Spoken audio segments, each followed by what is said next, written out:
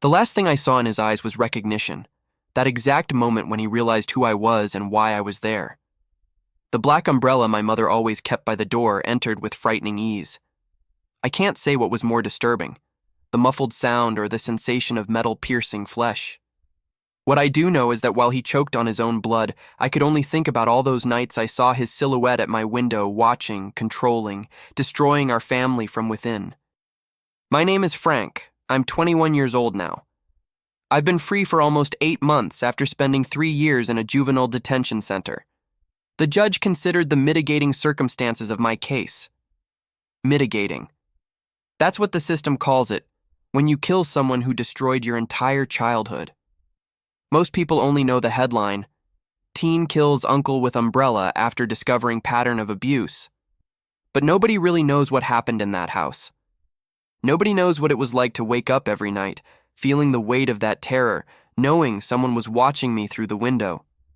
Nobody understands what it's like to discover that your own mother, the person who should protect you above all else, was forced to participate in your nightmare. People judge too quickly. They see a murder and automatically think they know who the monster in the story is.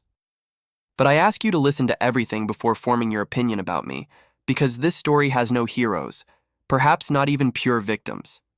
It's just a story about what fear can do to a family. If you're really paying attention to my story, I want you to like this video right now, subscribe to the channel, turn on notifications so you don't miss any accounts, and comment where you're watching from. I know it seems silly to ask this in the middle of something so serious, but I need to know who's really listening, who's willing to try to understand, because what I'm about to tell explains a lot that nobody ever knew, not even during my trial. You think you know horror stories? Believe me, no movie, no book compares to living with a real monster. And the worst kind of monster is one that uses your own family as a weapon. I grew up in a small town in Michigan, in a small 2-bedroom house. It was just me and my mom, Sarah. My father abandoned us when I was only 2 years old, so I have no memories of him. My mom always said he was a weak man who couldn't handle the pressure of having a family.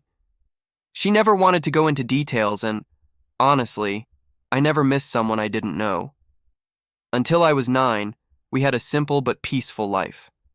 My mom worked as a cashier at a local supermarket, didn't earn much, but we managed to get by. She was always very protective, maybe too much. She rarely let me play outside with the other kids. "The world is too dangerous," she would say. At the time, I thought she was exaggerating, but today I understand that she already knew all too well the dangers that existed, even within our own family. Our routine changed completely when my mother's brother, my Uncle Robert, showed up at our door saying he had gotten out of prison and needed a place to stay until he got settled. I had heard about him a few times, but my mother never mentioned her brother fondly. She just said he had chosen a difficult path. Later, I discovered that this difficult path included armed robbery, drug trafficking, and assaults. I remember the day he arrived as if it were yesterday. It was raining hard, and he appeared soaking wet at our door with an old backpack. My mother went pale when she saw him, but let him in. That night was the first time I saw her tremble as she prepared dinner. At the table, my uncle wouldn't stop staring at me with a strange smile on his lips. "How you've grown, kid. Last time I saw you, you were still in diapers," he said, chewing with his mouth open. From day one, I felt something wrong about him. The way his eyes followed me around the house, how he always found a way to accidentally bump into me. My mother noticed too. She started getting more nervous, more distant. At night, I would hear her crying quietly in her room. Robert was supposedly only going to stay a few weeks, but weeks turned into months. He rarely left the house during the day, and when he did, he returned late at night, often drunk or visibly high. He started bringing friends over, men with the same empty look as him. My mother tried to stop it, but after getting slapped in front of these friends, she stopped questioning. Our house, once a place of safety, became a prison. My mother installed a lock on my bedroom door, insisting I use it every night. "For safety," she said, her eyes filled with a fear I still didn't fully understand. About 3 months after my uncle's arrival, I began to notice drastic changes in my mother's behavior. She who had always been loving and attentive became distant and cold. She avoided touching me, could barely look me in the eyes. I started to think I had done something wrong, that somehow she had stopped loving me. At school, my performance plummeted. I couldn't concentrate. I was always tired. My teacher called my mother in for a meeting, concerned about the permanent dark circles under my eyes and my sudden introversion. My mother made up a story about me not sleeping well because of nightmares.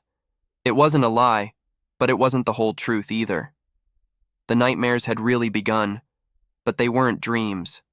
It was something that happened several times a week, always in the early hours. I would wake up to my door being unlocked, even though I was certain I had locked it before going to sleep. My mother would enter the room with an empty, almost dead look. She would sit on the edge of my bed and start doing things a mother should never do. And he was always there. A silhouette at the window, watching. My Uncle Robert with that same sick smile from the first day. Sometimes he would whisper instructions to my mother through the cracked window. Other times he would just watch in silence, his breathing fogging up the glass. I tried to tell the school counselor once. I chose my words carefully. I talked about a friend who was having problems at home. She listened attentively, took some notes, and promised to investigate. A week later, she was transferred to another school. Her replacement never mentioned the subject, and I understood the message. My uncle had connections. Power. We were alone. Over time, I learned to pretend I was asleep when I heard the door. I discovered it was easier that way, to somehow disconnect from what was happening. I developed a technique to leave my own body, imagining I was floating on the ceiling, watching everything from a distance, as if it were happening to someone else. It was the only way to maintain my sanity. As I grew older, anger began replacing fear. By 14, I was taller than my mother and almost my uncle's size. I started locking myself in the bathroom to do push-ups and sit-ups, wanting to get stronger. I fantasized about the day I would be big enough to face him, to protect my mother and myself, because despite everything, I knew there was something wrong with my mother too. In moments when we were alone, without my uncle's threatening presence, I could see flashes of the mother I knew in my childhood. She would prepare my favorite meal, run her hand through my hair when she thought I was sleeping. Once I caught her crying while looking at my pictures from when I was little. There was a prisoner in that house just like me. When I turned 15, things got drastically worse. My uncle stopped hiding. He no longer needed to watch through the window. Now he had total control of the house. One night, while I was washing the dinner dishes, he approached from behind and whispered, "You know why your mother does everything I tell her? Because she knows I can kill you both in your sleep, and nobody will miss you." I didn't respond, but my hands were shaking so much that I dropped a plate that shattered on the floor. My mother ran to the kitchen when she heard the noise. Seeing the situation, she quickly positioned herself between us. "He's just kidding, Frank," she said with a trembling voice. "Go to your room, go." That same night, I heard screams coming from my mother's room, the sound of things breaking, bodies being thrown against walls. I wanted to intervene, but fear paralyzed me. I sat on my bed, hands over my ears, rocking back and forth, trying to muffle the sounds. When finally everything went quiet, I slowly opened my door and saw my mother in the hallway, cleaning blood from her nose, fixing her torn nightgown. Our eyes met. There was so much shame in her eyes, so much defeat. Without saying a word, she returned to her room and closed the door. The next morning, the right side of her face was purple and swollen. She used makeup to try to hide it, but it didn't help much. At the supermarket where she worked, she said she had fallen down the stairs, the same excuse as always. I started having serious problems at school. I got into fights, talked back to teachers. I skipped classes. The anger inside me needed an outlet, and any provocation was enough to make me explode. I was suspended 3 times in 1 semester. The principal threatened to expel me if I didn't improve my behavior. At home, my uncle seemed to enjoy my suffering. He made a point of commenting on my suspensions in front of my mother. "The kid's following in my footsteps, Sarah. Pretty soon he'll be in jail like his uncle. It's in the blood, right?"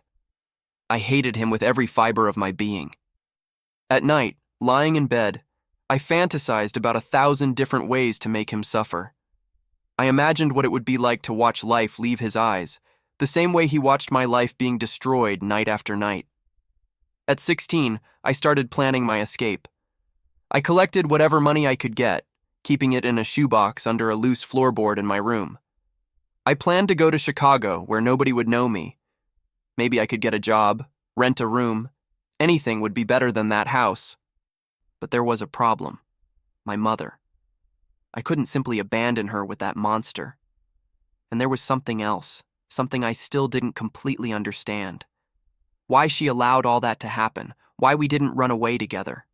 We had family in other states. We could have asked for help.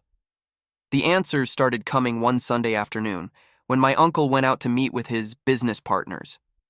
We were alone at home, and I found my mother sitting on the small back porch smoking a cigarette with trembling hands. I sat next to her in silence for a few minutes. "Why do you let him do this to us?" I finally asked, my voice calmer than I expected. She took a long drag on her cigarette, her eyes fixed on some distant point. "You wouldn't understand, Frank." "Then explain it to me. I'm the one going through this every night. I have the right to know." She turned her face to me, and I saw that her eyes were filled with tears. "Your uncle isn't just any criminal. He has connections with dangerous people, people with power, corrupt cops, politicians. If I report him, if I try to run away, he'll find us. And then?" Her voice faltered. "He said he'd start with you, that he'd make me watch." A chill ran down my spine. "But why does he hate me so much?" My mother put out her cigarette and ran her hands over her face, trying to dry her tears. "Robert was always sick. Since childhood, he tortured animals, stole, lied. Our parents tried everything. Therapy, institutions, even church. Nothing worked." She took a deep breath. "When I got pregnant with your father, Robert was furious. He was always possessive of me in a sick way. Your father noticed and tried to get me away from him. That's why Robert threatened him. That's why your father ran away. He didn't abandon us, Frank. He left because your uncle swore he would kill him if he stayed." The pieces started falling into place. My uncle's hatred wasn't just for me, but for what I represented. Proof that his sister had chosen another man, had tried to form a family without him. "Why didn't you tell me this before?" "Because I was ashamed. Ashamed of not being strong enough to protect you, of having let things get to this point." She held my hands between hers. "I tried, Frank. In the beginning, when he came back, I tried to report him. I went to the police station while you were at school. The officer wrote everything down, said they would investigate. That same night, Robert showed me a copy of my statement. The officer was one of his friends. That's when he started forcing me to do those things. He said it was my punishment for trying to betray him. The world seemed to slow down around me. All those nights I blamed my mother, all the times I felt disgusted by her, and all this time she was being threatened, forced to participate in her own nightmare. "I should have been stronger," she continued. "I should have taken you and run as far away as possible, but he said he would find us wherever we went, and I believed him because I had seen him do it before with other people who tried to escape him." At that moment, something changed inside me. The anger that was previously directed at both my uncle and my mother now had a single target, and that anger crystallized into something colder, more calculated. It was no longer a question of running away. It was a question of ending it once and for all. "Let's report him," I said with determination. "Not to the local police, let's go straight to the FBI or some authority outside the town." My mother shook her head, fear evident in her eyes. "You don't understand, Frank. His network is large. He has eyes everywhere. If we try and fail—" Before she could finish her sentence, we heard the sound of the front door opening. My uncle had returned earlier than expected. Our conversation had to be cut short, but something fundamental had changed. For the first time in years, I looked at my mother and didn't see an accomplice to my abuser, but another victim. A victim who, despite everything, had tried to protect me in the way she could. That night, when my bedroom door opened, I didn't pretend to be asleep. I kept my eyes open, staring at my mother as she entered with that same empty look. I could see the recent fingerprint marks on her neck, the small cut at the corner of her lip, and, as always, his silhouette at the window, watching. But this time, instead of disconnecting, of floating away from my body, I remained firmly present. I looked directly at the window, into his eyes. I wanted him to know I was conscious, that I was no longer a scared little boy. I wanted him to feel my hatred through the foggy glass. And for the first time, I saw something different in his eyes, a flash of surprise, maybe even a brief moment of fear. It was in that instant that I decided, this couldn't continue. No matter what it cost, I needed to end my Uncle Robert's reign of terror. For my mother, for my father who was forced to flee, and for myself. The following weeks were different. After the conversation with my mother, I began to observe my uncle with different eyes. It was no longer just blind rage. Now I studied him, looking for patterns, weaknesses, opportunities. He continued with his torturous behavior, but I no longer reacted as before. I maintained a neutral expression, almost indifferent, which seemed to confuse and sometimes irritate him. "What's up, kid? Think you're a man now?" He would taunt when he saw me staring at him. I would just shrug and continue what I was doing. This new attitude disconcerted him. He was used to seeing me fearful or explicitly angry. My apparent tranquility was something new, something he didn't know how to manipulate. I started working after school at an auto shop in the neighborhood. The owner, Mr. Joe, was a reserved man who didn't ask many questions. The pay was little, but it wasn't money I was after, it was knowledge. I wanted to learn about tools, about how to fix things, about how seemingly harmless objects could become dangerous in the right hands. At home, my mother noticed the change in me. Sometimes we would meet in the kitchen late at night, when my uncle was already passed out from drinking too much. We would talk in whispers, planning an escape that we both knew would be practically impossible. "He has contacts at every bus station within a 200-mile radius," she would say. "And the last family that tried to escape him, the husband turned up dead a week later. The wife was never seen again." Still, we planned. It was our way of keeping hope alive, even knowing the chances were slim. Then, on a rainy Wednesday, everything changed. I returned from the shop later than usual. Mr. Joe had asked me to help with some extra work, and I couldn't refuse. When I got home around 8 p.m., I found my mother in the kitchen preparing dinner. Her face was more bruised than normal. Her right eye was almost completely closed from swelling, her lips split in 2 different places. "What happened?" I asked, dropping my backpack on the floor. She continued stirring the pot, avoiding my gaze. "Nothing much. I fell in the bathroom." "Mom, please don't do this. Don't lie to me." She finally turned to me, tears streaming down her swollen cheeks. "He found out we've been talking. I think he heard us the other day." Her voice was just a whisper. "He said next time it won't just be a warning. Next time—" At that moment, we heard the living room door open violently. My uncle entered the kitchen, already visibly drunk, holding a bottle of cheap whiskey. His bloodshot eyes fixed on us both, a crooked smile on his face. "Look at that. The family reunited," he said, slurring his words. "What are you conspiring about now, huh?" My mother quickly turned her attention back to the stove. "Nothing, Robert. I just asked how his day was at the shop." My uncle approached, stumbling a little. He got so close that I could smell the alcohol and cigarettes emanating from him. "You know what I find funny, kid? You grew up thinking you're a man, but you never had the courage to do anything. You sit there planning with your mommy, thinking I don't know." I kept my gaze fixed on the floor, controlling my breathing. I couldn't react now. I couldn't give him the satisfaction of seeing me lose control. He gave a short, dry laugh. "But that's fine. I like it this way. I like seeing the fear in your eyes." He turned to my mother. "Isn't that right, Sarah? You like showing your son how obedient you are?" My mother continued in silence, visibly trembling as she stirred the food. "Answer when I talk to you," he suddenly bellowed, enraged, throwing the bottle against the wall. The glass shattered, spreading shards and whiskey all over the kitchen. "Yes, Robert," my mother responded automatically, her voice almost inaudible. He smiled again, satisfied.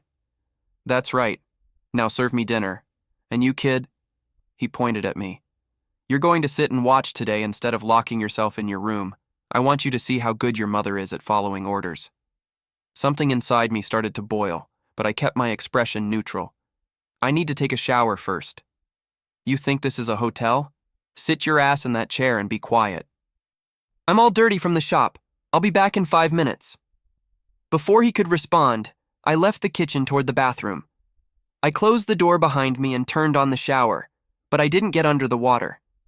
Instead, I put my ear to the door, trying to hear what was happening outside. I could hear his voice still yelling at my mother, interspersed with the sound of objects being thrown. I looked around the small bathroom, desperate, searching for something I could use as a weapon if necessary. There was only a broken comb, a toothbrush, cleaning products. I turned off the shower and left the bathroom silently.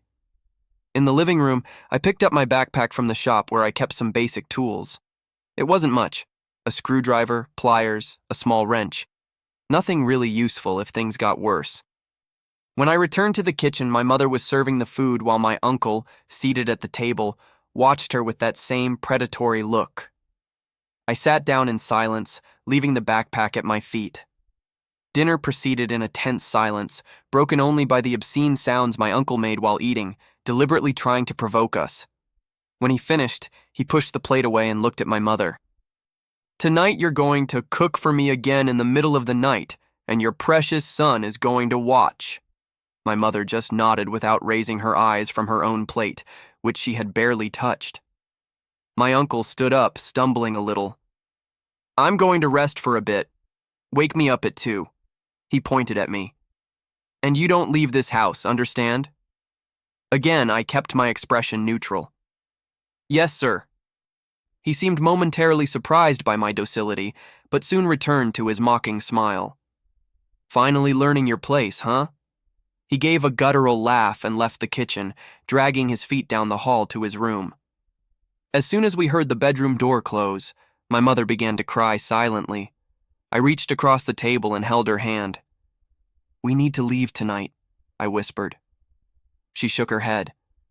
We can't. He'll wake up, he'll notice, he'll hunt us down. Then what? We continue living like this? I go to the shop every day while you get beaten by him, and at night he continues torturing us? She didn't answer, just continued crying. I stood up and started washing the dishes, trying to think. We needed a plan, something definitive. We couldn't simply run away. He would find us. We couldn't report him. He had the local police in his pocket. What was left? That's when I noticed the black umbrella leaning next to the kitchen door. It was an old model with a sharp metal tip. My mother always left it there so she wouldn't forget to take it when she went to work. As I dried the dishes, an idea began to form in my mind. A terrible, definitive idea, but one that could be our only way out. I'm going to my room, I said, trying to keep my voice casual. Try to rest a bit, Mom. She nodded, still not looking at me. Try to sleep, son. Tomorrow we'll think of something. In my room, I sat on the bed and stared at the wall for hours. I thought about all the possible alternatives, all the ways to escape that situation without resorting to the extreme, but I always came back to the same point. As long as my uncle was alive, we would never be free. Around 1:30 in the morning, I heard movements in his room, the bed creaking, footsteps in the hallway, the sound of the bathroom door. He was waking up, preparing for another night of horror. I silently left my room. The house was dark except for a weak light coming from the kitchen. My mother must already be there preparing for another torture session. In the hallway, I stopped in front of the bathroom. The door was ajar, and I could hear the sound of water running in the sink. My uncle was washing up, probably trying to shake off some of the drunkenness. That's when I realized it was now or never. If I waited any longer, if I let another night of that nightmare happen, something inside me would break for good. I entered the kitchen silently. My mother had her back to me, leaning on the sink, her shoulders slumped in defeat. By the door, the black umbrella remained in the same place. Mom, I called in a low voice. She turned, startled. Her eyes were red and swollen from crying so much. You need to leave now, I whispered, approaching her. Go to Mrs. Cindy's house or that coworker of yours from the supermarket. Stay there tonight. What are you going to do, Frank? The concern was evident in her trembling voice. I'm going to end this once and for all. Her eyes widened when she understood what I was planning. No, son, you can't. He'll kill you. Or worse. If I do nothing, he'll kill us slowly every day for the rest of our lives. I took her hands in mine. They were cold, trembling. Trust me, Mom. For the first time, let me protect you. She stared at me for a long moment, silent tears streaming down her bruised face. Finally, she nodded almost imperceptibly. What do you want me to do? Leave through the back door. Don't take anything. Just go. When you get to Mrs. Cindy's, call the police. Not from here. Call the sheriff's office in the next county. Tell them there was a violent fight here at home, that someone is injured. Wait for them to arrive and only then tell them everything. Everything. From the beginning. And you? I swallowed hard. I'll be here when they arrive. She hugged me tightly, as she hadn't done in years. I felt her tears wetting my shoulder, her fragile body trembling against mine. Forgive me, son, she whispered. Forgive me for not being strong enough. There's nothing to forgive. It was never your fault.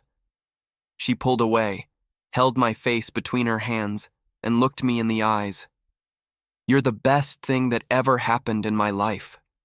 Never forget that. Then, silently, she left through the back door, disappearing into the darkness of the night.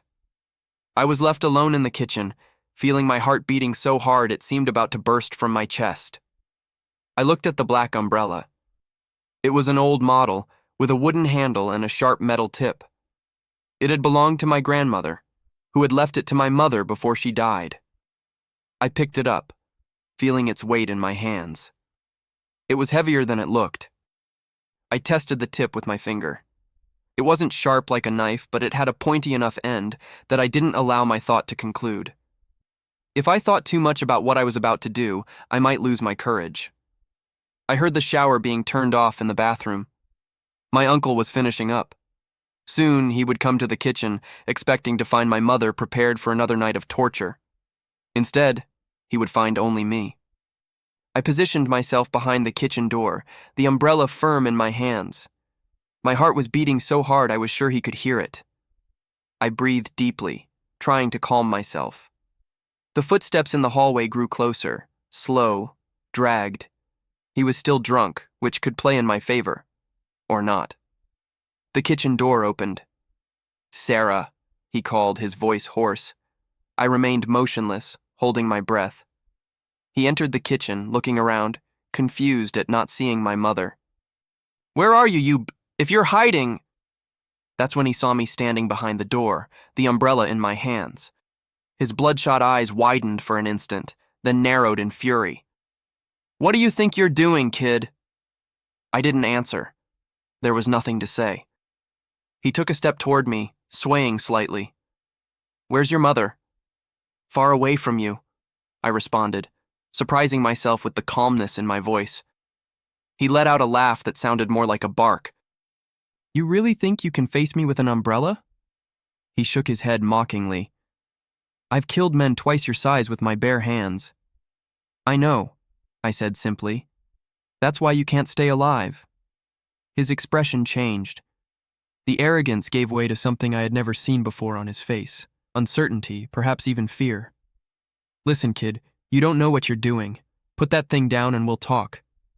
Like you talked to my mother this afternoon, or like you talk to me every night through my bedroom window. My voice was starting to tremble, the anger finally emerging. There's no more talking, Uncle Robert. It's over. He seemed to understand I was serious. His face contorted into a mask of pure hatred. You're going to regret this, you piece of He lunged at me, faster than I expected for someone in his condition. I tried to back up, but the wall was right behind me. His fingers closed around my neck, squeezing with surprising strength. Should have done this a long time ago, he growled, his breath of alcohol and cigarettes hitting my face. Should have ended you when you were still a baby. My vision started to darken at the edges. I tried to break free, but his arms were like steel beams. The umbrella slipped from my hand, falling to the floor with a metallic thud. The pressure on my neck increased. I was running out of air. In a final, desperate act, I stretched my hand on the floor, feeling around for the umbrella. My fingers touched the wooden handle, and in a quick movement, I raised it with all the strength I had left. I didn't aim. I didn't think. I just struck upward toward his face. I felt when the metal tip met resistance, then gave way, entering the soft flesh under his chin. A horrible sound, muffled and wet at the same time. His eyes widened in shock and pain. His hands loosened around my neck. He staggered backward, the umbrella still lodged in his throat. He tried to speak but only managed to produce a wet gurgle. Blood began to flow down his neck, staining his white t-shirt. The last thing I saw in his eyes was recognition, that exact moment when he realized who I was and why I was there. I was no longer the frightened boy he tormented. I was someone who finally said, "Enough." He fell to his knees, his hands uselessly grabbing at the umbrella handle. Then he toppled to his side, convulsing briefly before becoming completely still.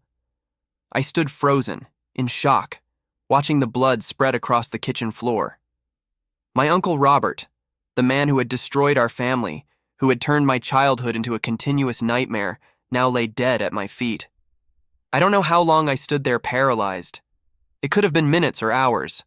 The distant sound of sirens brought me back to reality. My mother had succeeded. The police were coming. I sat at the kitchen table and waited. I didn't try to escape. I didn't try to hide the body. I knew what I had done, and I was prepared to face the consequences. When the officers stormed the house, guns drawn, they found me exactly like that, sitting calmly at the table, hands stained with blood, staring at the lifeless body of my uncle. "He's dead," I said simply when they asked what had happened. "I killed him." I was taken away in handcuffs. On the way out, I saw my mother being supported by a female officer. Our eyes met briefly. There was no accusation in her eyes, only infinite sadness and perhaps a flicker of relief. In the interrogation, I told everything. From the beginning, the nights of terror, the constant threats. The officer interviewing me, a middle-aged woman with tired eyes, listened in silence, taking occasional notes. "Why didn't you seek help before?" she asked when I finished my account. "We tried," I answered honestly, "but he had contacts everywhere. Police officers, judges, politicians. Nobody wanted to mess with him." "And so you decided to take justice into your own hands?" I looked directly into her eyes. It wasn't justice, it was survival. I was taken to a juvenile detention center while awaiting trial. I had just turned 18, but my lawyer argued that the crimes against me had started when I was a minor and that I was under extreme emotional stress at the moment of the murder. The trial lasted weeks. Many witnesses were called, neighbors who had heard screams, teachers who had noticed my change in behavior, even some of my uncle's friends who, fearing they would be implicated, decided to cooperate. My mother was the most important witness. For the first time, she told everything publicly, without omitting any sordid detail. I saw grown men cry in the courtroom as they heard her testimony. I saw jurors look away, unable to bear the description of the atrocities we had lived through. In the end, I was found guilty of manslaughter, but with significant mitigating circumstances. The judge, a severe man who rarely showed emotion, looked at me for a long time before pronouncing the sentence. "This court recognizes the extraordinary and deeply disturbing circumstances of this case," he said. "Although the law does not allow an ordinary citizen to take justice into his own hands, we also cannot ignore the systematic failure of the institutions that should have protected this family." I was sentenced to 3 years in a juvenile detention center with mandatory psychological counseling. It was less than expected for a homicide, but it still meant I would lose part of my youth behind bars. I didn't regret it. Not then, not during my time in detention, not now. Because finally my mother was safe. Finally, she could begin to rebuild her life without the monster that haunted us. During my time at the detention center, I learned many things about myself and about the world. I met other young men with stories as tragic or more tragic than mine. Boys who had grown up in violent environments, who had been neglected, used, abandoned. Some had committed crimes much worse than mine, often for much less justifiable reasons. The first months were the hardest. I had constant nightmares. I would wake up screaming, my uncle's face haunting me even in death. The psychologists at the center called it post-traumatic stress disorder. I called it poetic justice. Now it was him who haunted me, not the other way around. The psychological counseling helped, although at first I resisted. I didn't want to talk about what had happened. I didn't want to relive those moments. But over time, I understood that silence only perpetuated the power he had over me. Speaking was a form of exorcism, of regaining control over my own story. My mother visited me whenever she could.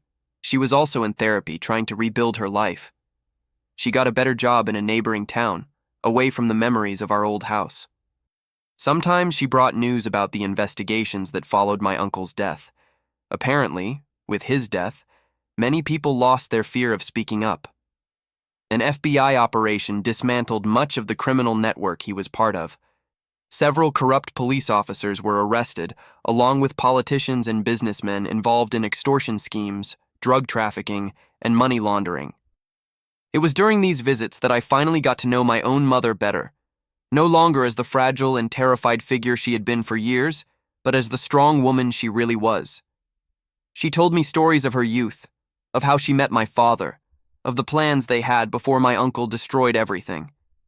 And gradually, I began to understand that despite everything, she had never stopped fighting. She had just chosen battles she thought she could win. I also received letters from my father.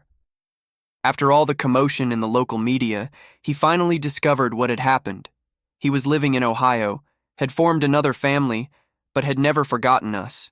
In his letters, he explained how he had tried to take us with him when he fled, how my uncle had threatened to kill us if he didn't disappear completely. He asked forgiveness for not being strong enough to protect us. I didn't blame him. How could I? I, more than anyone, knew what my uncle was capable of. At the detention center, I completed my studies and even started a technical course in mechanics. The educator said I had potential, that I shouldn't let my past define my future. I tried to follow this advice, although sometimes it seemed impossible. On the darkest nights, when the nightmares were most intense, I wondered if I had done the right thing. Not about killing my uncle, I never doubted that, but about sacrificing my own freedom, my youth. Maybe there was another way out that I couldn't see at the time, but then I remembered the look in my mother's eyes on the day of my sentencing, the relief in her eyes when she realized she would never have to fear again. And I knew that even if I had to live those years 1,000 times, I would make the same choice. Now I've been free for 8 months. I returned to the outside world, different from the boy who entered the system. Older, more serious, more aware of the consequences of my actions. I got a job at a larger auto shop in Grand Rapids. It's not a dream job, but it's honest and allows me to pay the bills. My mother and I rent a small apartment together. It's been a process of mutual rediscovery. Sometimes I still catch her staring into space, lost in memories she'd rather forget. Other times I'm surprised to find her laughing at some silly thing on TV, a sound I thought for years I would never hear again. Recently, I met a girl in the night class I'm taking to complete high school. Her name is Emily. She knows about my past. In this small town, everyone knows, but she doesn't look at me with fear or judgment. "You did what you had to do," she told me once as we walked home after class. Sometimes I wonder what the future holds for someone like me, an ex-detainee with a homicide on my record, however justifiable it might have been. Will people always see me as the boy who killed his uncle with an umbrella, or will I someday be just Frank? The answer, I suppose, depends as much on me as on the society that judges me. All I can do is move forward, one day at a time, trying to rebuild what was destroyed. Not just my life, but my mother's too. It's a heavy responsibility, but it's also what keeps me going on mornings when it would be easier to simply give up. I don't consider myself a hero, not even a victim. Not anymore. I'm just someone who survived hell and is trying to find purpose in the ashes.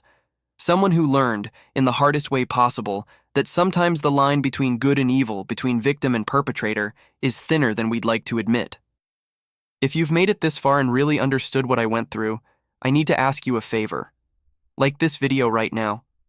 Subscribe to the Traumatic Accounts channel Turn on notifications so you don't miss any accounts. And comment what time it is where you're watching this. It may seem strange, but it's important to know that there's someone on the other side really listening, really caring about stories like mine. Because maybe, just maybe, if more people know what happens behind closed doors in so many homes, fewer children will have to grow up as I did. As for my Uncle Robert, I hope he's in hell, not for vengeance, but for justice. Because some people don't deserve redemption. Some evils are too great to be forgiven. And as for me, I'm trying to find peace. It's not easy. It probably never will be, but for the first time in my life, I can sleep without locking the door. I can look out the window without fear of seeing a silhouette watching. I can breathe,